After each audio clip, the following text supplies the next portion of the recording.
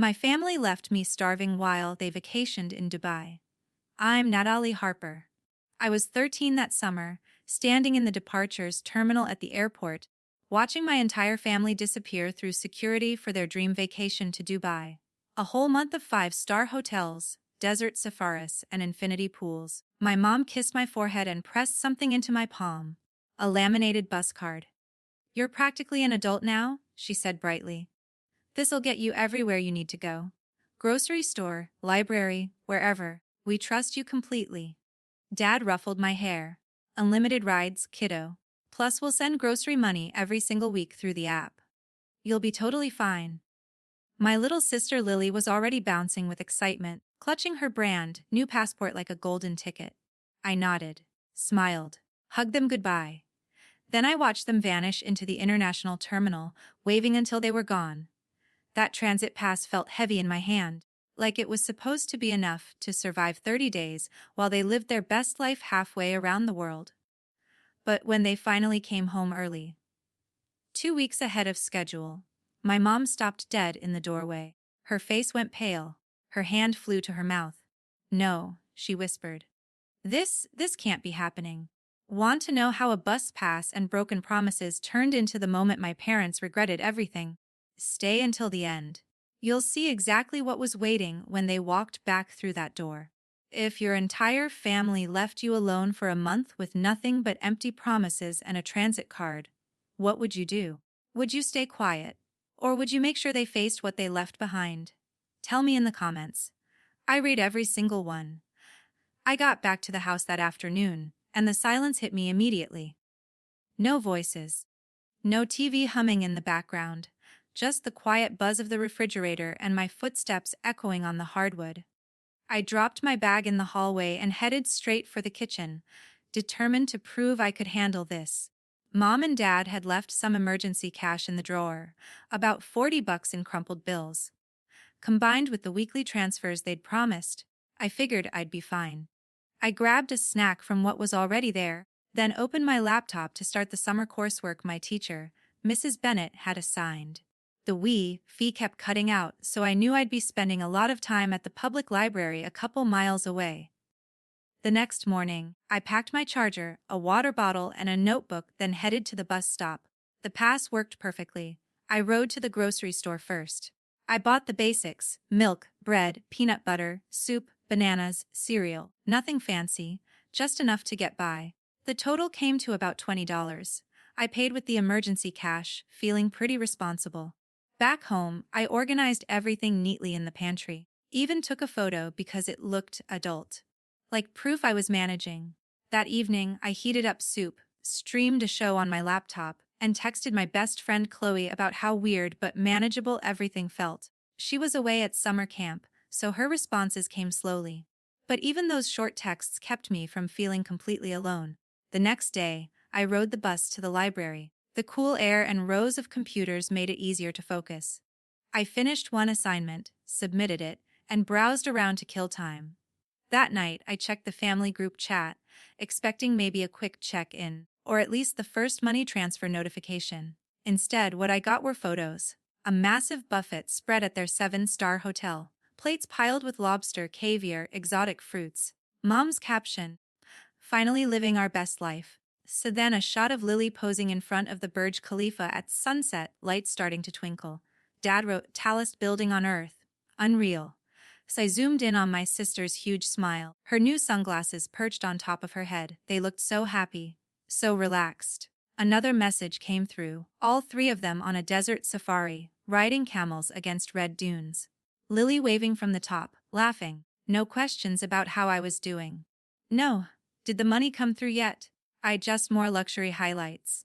I set my phone down and opened the fridge. The milk was already half gone, fruit nearly finished. I poured cereal dry to save what was left. Sitting at the empty kitchen table, the silence pressed in harder than before. The pride I'd felt at the airport, the sense that being called mature was a compliment, started cracking. Later that night, alone in the dim kitchen, I picked up my phone and opened the camera. I didn't overthink it. I panned slowly across the sparse shelves, the nearly empty cereal box on the counter, the quiet rooms behind me. My voice came out low. It's been a few days. The house feels huge and empty. They're posting all these incredible pictures from Dubai, fancy dinners, the tallest tower, camel rides. But nobody's checked if I'm okay. Or if the money came through. I stopped recording. Saved it to a private folder, told myself it was just for memory. The library became my escape. Comfortable chairs, steady internet, people around, even if I didn't talk to them. I'd spread out my work, submit assignments, then scroll through new group chat updates. One afternoon, it was Lily at the Dubai Fountain Show, water dancing to lights and music. Mom's caption, "Pure magic." So Dad sent a video of them dining at the top of a skyscraper, city lights stretching forever. My sister looked tiny and thrilled next to the massive windows. I screenshotted several, the fountain, the rooftop dinner, the camel ride, adding them to that same hidden folder.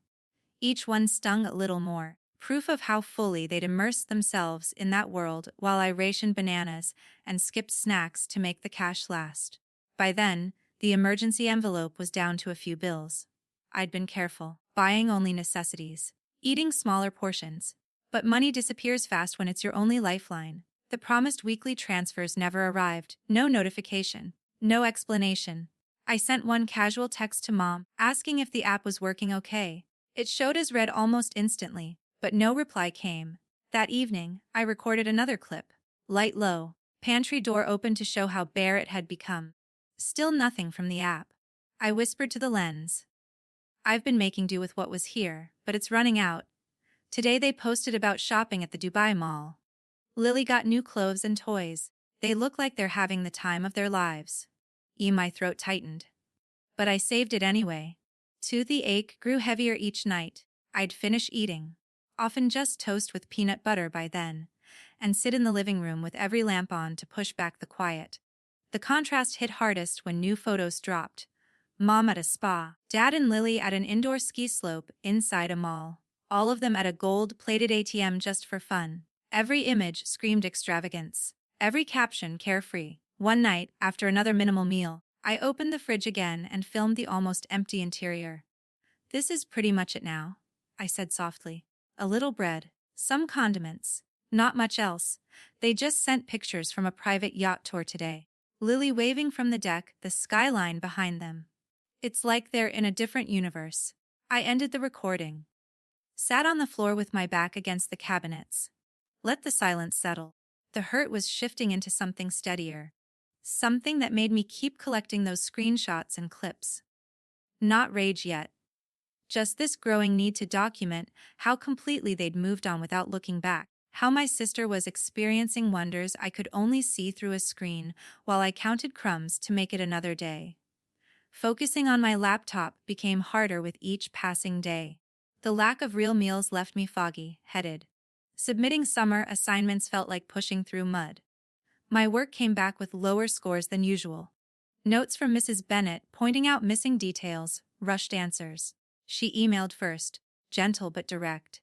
"Everything okay at home? These don't look like your usual effort."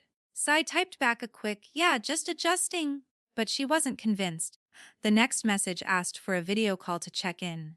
She wanted to see my face, make sure I was keeping up.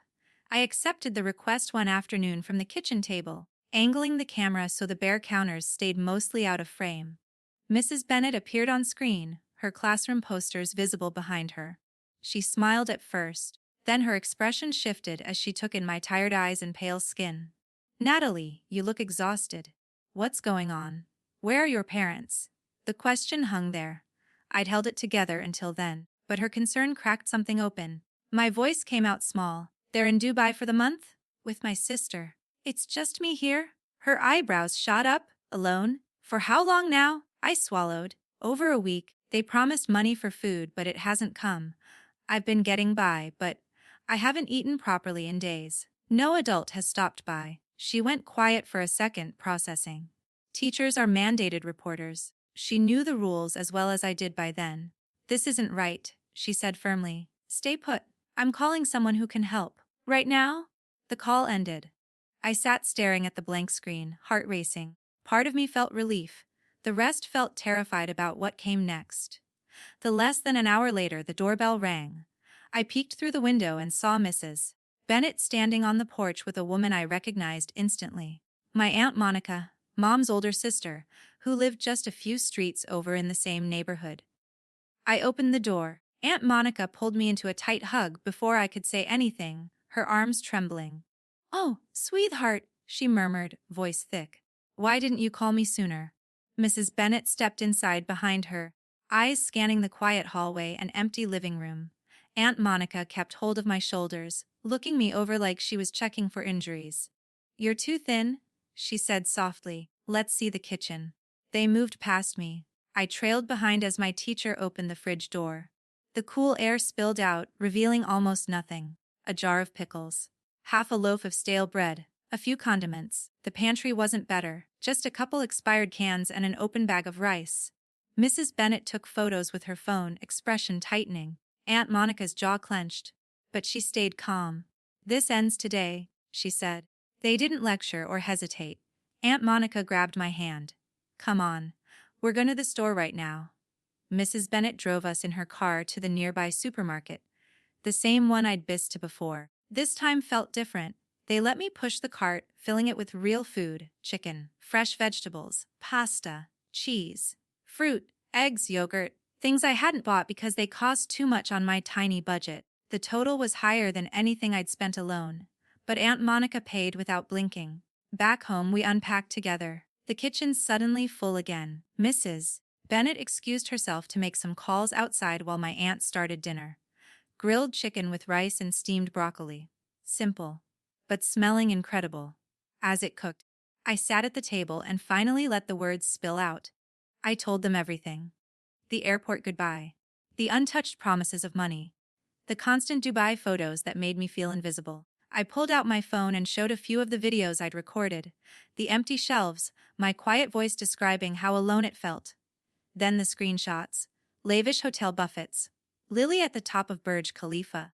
The family on a private desert tour. Aunt Monica's eyes filled as she watched, hand over her mouth. "Your mother and I need to have words," she muttered, anger flashing before she pushed it down.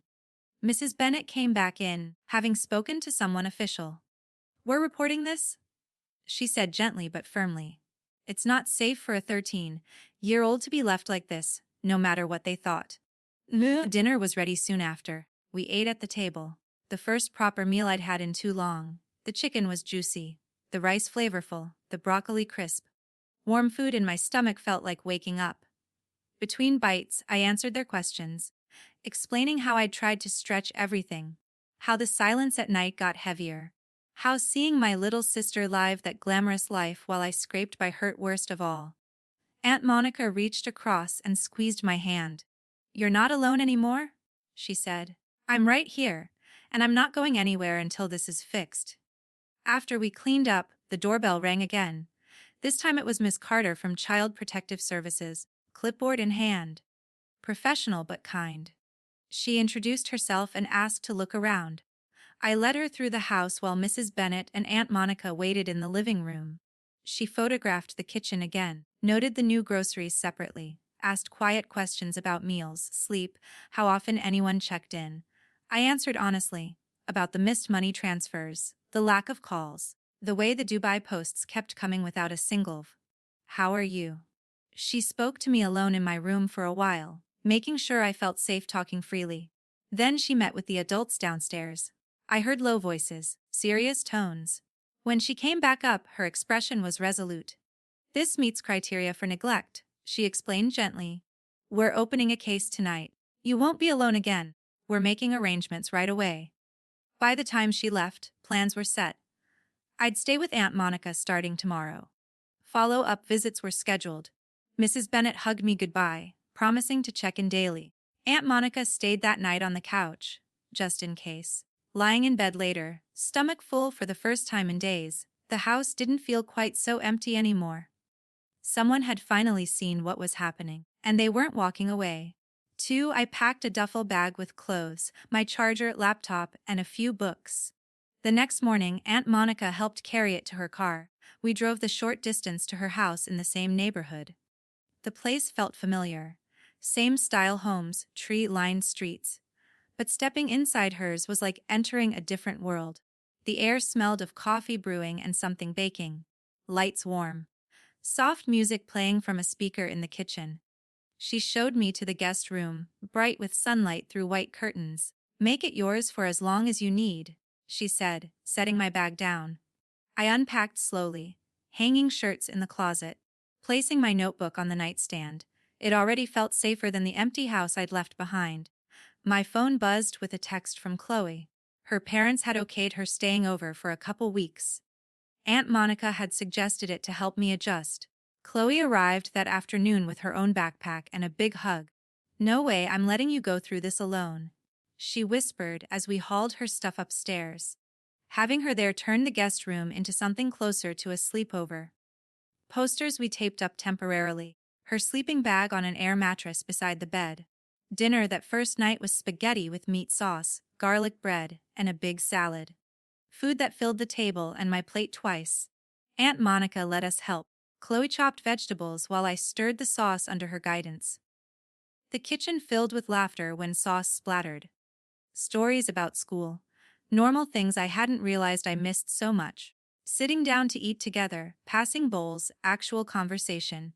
It settled something deep inside me that had been unsettled for days. After cleanup, we curled up in the living room with bowls of ice cream. Aunt Monica asked if I wanted to talk more about what happened. I nodded, pulling out my phone to show the videos and screenshots I'd saved. We watched a few together.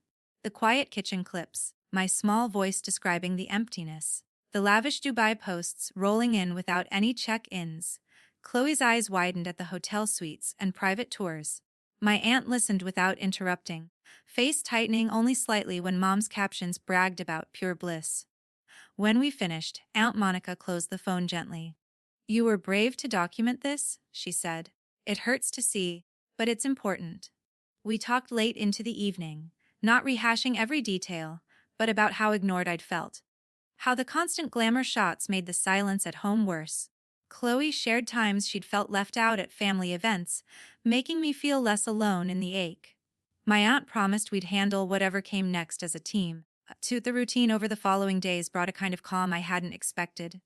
Mornings started with breakfast together. Pancakes or eggs, fresh fruit, real coffee for my aunt, juice for us. Afternoons, we'd work on summer assignments side by side at the dining table. Chloe keeping me company while Aunt Monica ran errands or worked from home. Evenings meant cooking simple meals. Tacos one night, grilled cheese and tomato soup another. Always with all three of us pitching in. Chopping, seasoning, tasting as we went. The kitchen became the heart of everything, filled with smells and easy chatter. One evening after a stir-fry dinner, my phone rang with a video call from Mom. The screen showed her in a hotel robe, Burj Al Arab visible through the window behind her. She looked annoyed before even speaking. "Natalie, what on earth is going on?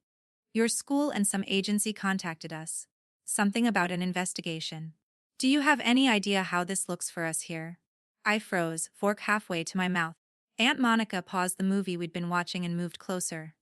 Chloe squeezed my arm. Mom kept going. "We left you everything you needed. You're blowing this completely out of proportion. I can't believe you'd cause this kind of drama instead of handling things like we trusted you to." The words stung, exactly like the ones at the airport. Mature. "Handle it, grown now." But this time I didn't shrink. "You didn't send the money," I said, voice steadier than I felt. "I ran out of food. No one checked on me." She cut me off. "There was plenty to start with, and you know how to stretch things. This is embarrassing. People at work are asking questions now." Aunt Monica leaned into frame. "April, this is Monica. Your daughter was left without adequate support or supervision. That's not drama. That's reality. The authorities are involved because a child was neglected." A mom's face reddened. "Stay out of this. It's a family matter." The call ended abruptly after that, screen going black. The room stayed quiet for a moment. Then my aunt pulled me into a side hug. "You did nothing wrong speaking up," she said firmly. Chloe nodded, eyes fierce on my behalf. The tension from the call lingered, but having them there, protecting me, believing me, turned it into something bearable. For the first time, I felt shielded instead of exposed. Miss Carter scheduled several follow-up visits over the next days, each one more detailed than the last. She met with me privately in Aunt Monica's living room, asking specific questions about daily routines before the trip, how often my parents normally checked in, and exactly what support they'd promised. I answered honestly, describing the airport goodbye, the untouched money transfers, the way meals had shrunk to almost nothing. She also interviewed Aunt Monica and Mrs. Bennet separately, gathering their observations from the day they arrived at the house. Mrs. Bennet provided copies of my submitted assignments, highlighting the drop in quality that first raised her concern. My aunt handed over receipts from the emergency grocery runs, timestamps showing how quickly intervention was needed. Together, they built a thorough file. Miss Carter requested permission to access my phone records, call logs, message history, which Aunt Monica signed for as temporary guardian. The full group chat thread came through. Every Dubai post, every photo of lavish hotels and excursions, every caption celebrating freedom and luxury. None contained a single direct question to me about food, safety, or well-being. The contrast was stark when laid out chronologically. My videos were reviewed carefully too. Miss Carter watched each one in full, noting dates from the file properties, the progression from sparse shelves to nearly empty. She paired them with the initial photos Mrs. Bennet had taken that first evening. Visual proof of how fast things deteriorated. Aunt Monica contributed household bills showing normal grocery patterns before the trip, making the sudden absence of purchases stand out. Mrs. Bennet added school attendance records, confirming I'd still been logging in daily, ruling out any claim I'd been away or unreachable. Through it all, I sat in on parts I was allowed to, listening as the adults coordinated. Hearing the evidence described objectively made it feel real in a new way. Not just my private hurt, but something documented. Undeniable. One afternoon, Ms. Carter pulled me aside after a session. "Your parents have been formally notified," she explained.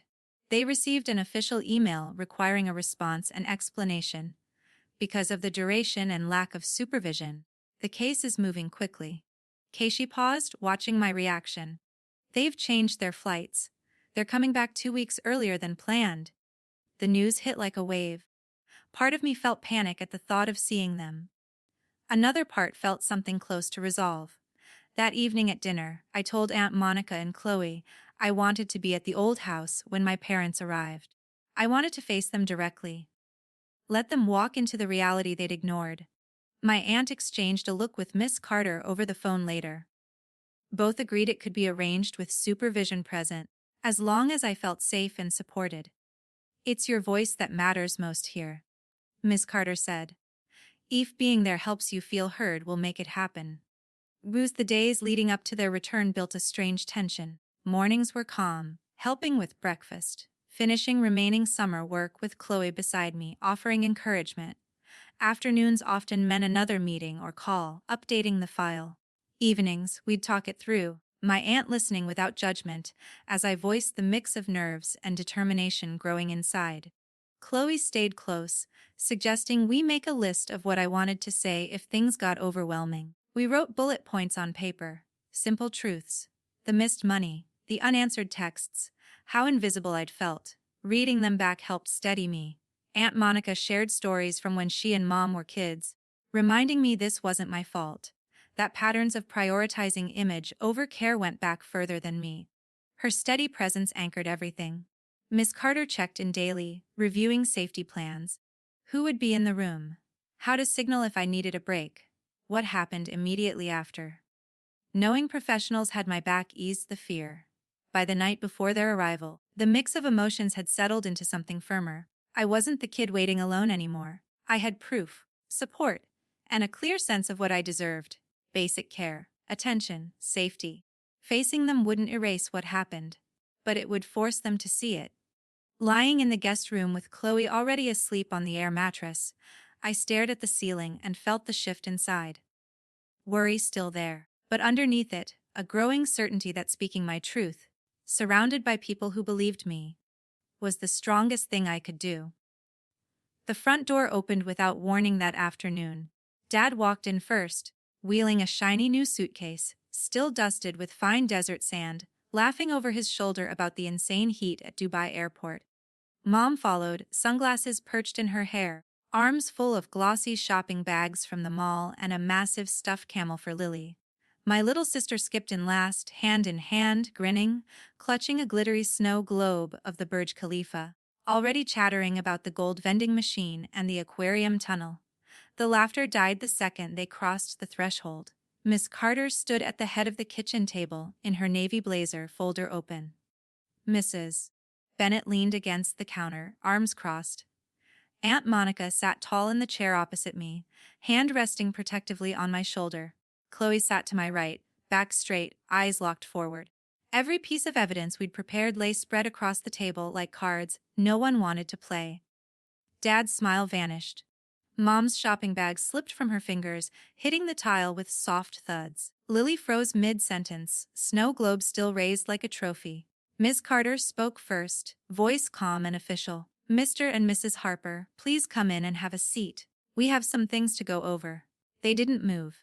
Mom's gaze darted from face to face, finally landing on the table. I watched her eyes widen as she registered what was there. First sheet high-resolution photos Mrs. Bennet had taken the day they found me. Fridge door open, nearly empty shelves, expiration dates visible on the few items left. Second, grocery receipts from Aunt Monica's emergency runs. Bright yellow highlights marking dates and totals right after discovery. Third, printed screenshots of the entire family group chat. Dozens of pages. Dubai hotel buffets at 200 a plate. Dad on a yacht at sunset. Lily feeding giraffes on safari. Mom posing beside a Lamborghini in the mall. Not one message asking if I was alive, let alone okay. Fourth is still frames from my videos. My own tired face, the dark kitchen. Pantry doors showing nothing but dust. Mom's hand flew to her mouth. She took one involuntary step backward, heel catching the threshold. The words came out barely audible, shaking. "No, no way. This can't be real." I stood up slowly. Everyone's eyes turned to me. My voice didn't waver. "You always told me actions have consequences," I said, looking straight at her. Then at Dad. "This time they're yours." Silence swallowed the room. Lily's snow globe slipped from her fingers and shattered on the tile. Glitter water spreading like fake snow. Dad finally found his voice. "Natalie, we can explain." Miss Carter raised a hand. "There will be time for explanations under supervised conditions. Right now, I'm delivering the emergency order." She lifted the top document from her folder. The official seal bold across the top. "Effective immediately, Natalie is placed in temporary protective custody with her maternal aunt, Monica Rivera. You are not permitted to remove her from this residence or have unsupervised contact until further court order." Mom's knees buckled slightly. Dad caught her elbow. Lily started crying, confused, looking between all the adults. I didn't look away from my parents. "You chose a month of luxury over making sure your daughter had food," I said quietly. "This is what that choice looks like." Miss Carter continued, voice steady. "A full hearing is scheduled within the next 10 days. Parenting classes, psychological evaluations, and supervised visitation may be offered pending compliance. Until then, you'll need to make arrangements elsewhere tonight." Dad's face went white. "You can't just take our child." "This isn't punishment," Ms. Carter cut in. "This is protection. The evidence is clear. Prolonged absence of adult supervision, failure to provide basic necessities, and complete lack of welfare checks on a minor. North Carolina law is unambiguous." Aunt Monica squeezed my shoulder once, grounding me. Chloe reached under the table and took my hand. Mom's eyes filled with tears, but they didn't move me anymore. She opened her mouth, closed it, then tried again. "Natalie, baby. We didn't mean. You didn't think." I finished for her. "And now we all have to live with that." Lily's sobs grew louder. Dad bent to comfort her automatically, but his eyes never left the table and the undeniable proof covering it. Miss Carter closed her folder with a soft snap. "Officers are on standby outside if needed for a peaceful exit. I strongly recommend you cooperate." The room stayed frozen for another long beat. The shattered snow globe leaking across the floor like the last bit of pretend magic running out. I didn't feel triumph. I didn't feel hate. I just felt finished pretending. The courtroom smelled like old wood and copier paper. I sat between Aunt Monica and Ms. Carter at the petitioner's table, hands folded in my lap so they wouldn't shake. Across the aisle, my parents sat stiffly with their attorney. Dad in a suit that didn't quite right anymore. Mom clutching a tissue she hadn't used yet. Lily wasn't there. The judge had ruled the hearing too upsetting for a 9-year-old. The judge, an older woman with sharp eyes and a calm voice, called the case. Ms. Carter stood first, laying out the emergency removal order and the evidence binder, thick as a phone book. She didn't raise her voice. She didn't need to. Every photo, receipt, and message spoke for itself. When it was my turn, the bailiff swore me in. I walked to the witness stand, feeling every eye in the room. The court reporter's fingers hovered over the keys. I kept my answers clear. Yes, Your Honor. They left me with a bus pass and promises of money that never came. Less, I ran out of food after the first week. Yes, no adult checked on me for the entire time they were gone. No, I never felt safe alone. I told the judge how the Dubai posts kept arriving. Private jets. 5-course dinners. My little sister on water slides while I rationed cereal and recorded empty shelves at night. I explained the fear that turned into anger, then into resolve. My voice stayed steady, even when tears threatened. Aunt Monica nodded encouragement from her seat. Chloe wasn't allowed inside but waited right outside the doors. Their attorney tried to paint it as a misunderstanding. The Harpers are loving parents who simply misjudged their daughter's maturity, he argued. A one-time error in judgment doesn't warrant permanent separation. The judge asked me directly what I wanted. I looked straight at her. I want to stay with my aunt. I don't feel safe going back. Not now. Maybe not ever. I need time and space to heal without pretending everything's fine. The guardian ad litem, a court-appointed advocate just for me, stood next. She'd interviewed me twice at Aunt Monica's house. Natalie has been consistent, she reported. She shows signs of emotional neglect and anxiety directly tied to the abandonment. Reunification at this stage would cause further trauma. The current placement with the maternal aunt is stable, nurturing, and in the child's best interest. Mom finally spoke when the judge gave her the chance. Voice cracking. We made a terrible mistake. We'll do anything. Classes, therapy, whatever the court orders. Please don't take our daughter away. Dad added quietly. We thought she was old enough. We were wrong. The judge took a long pause, reviewing the file one last time. Then she ruled. Temporary custody is awarded to Monica Rivera, with all rights and responsibilities of a legal guardian. The parents are ordered to complete parenting education, individual therapy, and a psychological evaluation before any supervised visitation can be considered. The department will monitor progress. Review hearing in 90 days. She looked at me kindly. Young lady, your voice was heard today. You're safe now. I exhaled for what felt like the first time in months.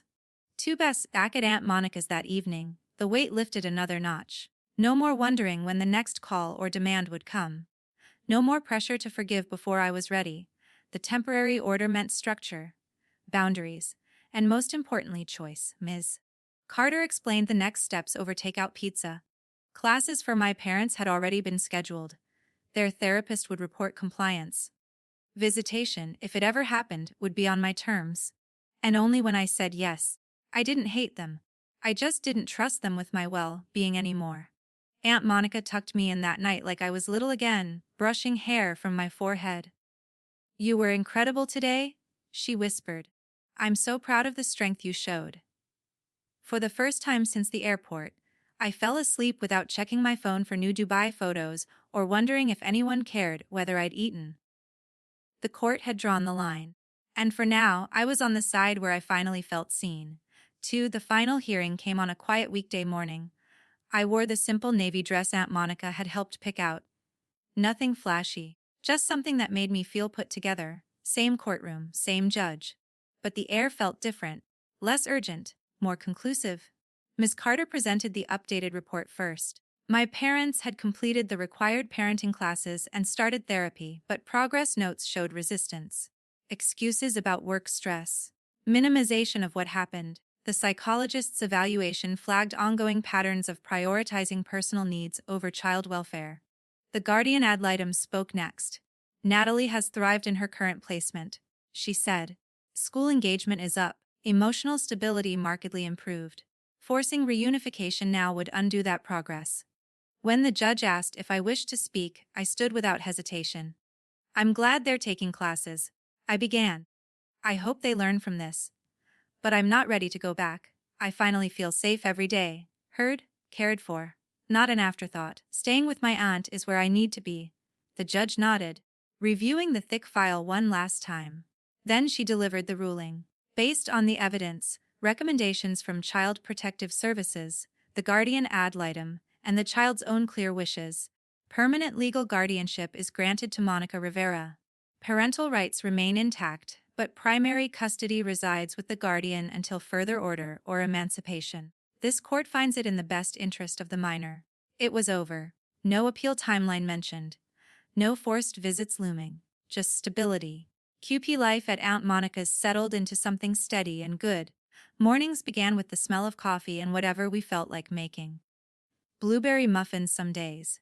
Scrambled eggs with spinach others. I'd set the table while she flipped pancakes, talking about school or plans for the weekend. Chloe came over most afternoons, her parents happy to let her hang out since it kept us both grounded. We'd do homework at the kitchen island, then help prep dinner, chopping onions, seasoning chicken, learning little tricks, like how much garlic was too much. Evenings were our hours. We'd grill burgers in the backyard or make homemade pizza dough stretched across the counter while music played. Chloe and I took turns choosing toppings, laughing when experiments went wrong. Aunt Monica joined in, sharing stories from her own teenage years, making the house feel full in a way mine never had. I started handling more on my own too. Grocery lists. Budgeting the allowance my aunt gave me. Planning meals for the week. It wasn't about proving maturity anymore. It was about building skills in a place where mistakes didn't mean being left behind. Some weekends, we drove to local parks or the farmer's market, picking fresh produce and trying new recipes at home. Chloe slept over often.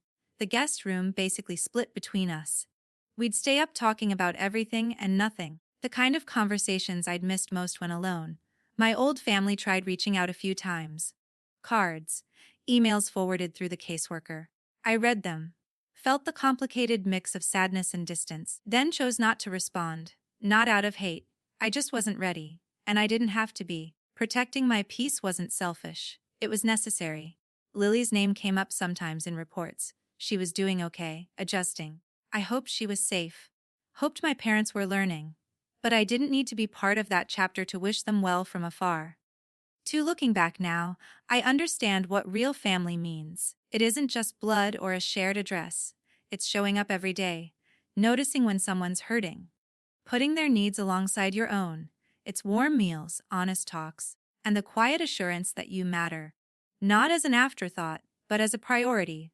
Irresponsible parents face real consequences in this country, and that system worked for me when I needed it most. But the bigger lesson is simple. Speaking your truth, even when your voice shakes, can change everything. Accepting help from adults who actually see you isn't weakness. It's strength. If you're watching this and feeling invisible in your own home, know you're not alone. There are people who will listen. Systems designed to protect you, and ways to build a life where you're truly safe. You deserve that. I found mine, and it started the moment I refused to stay silent.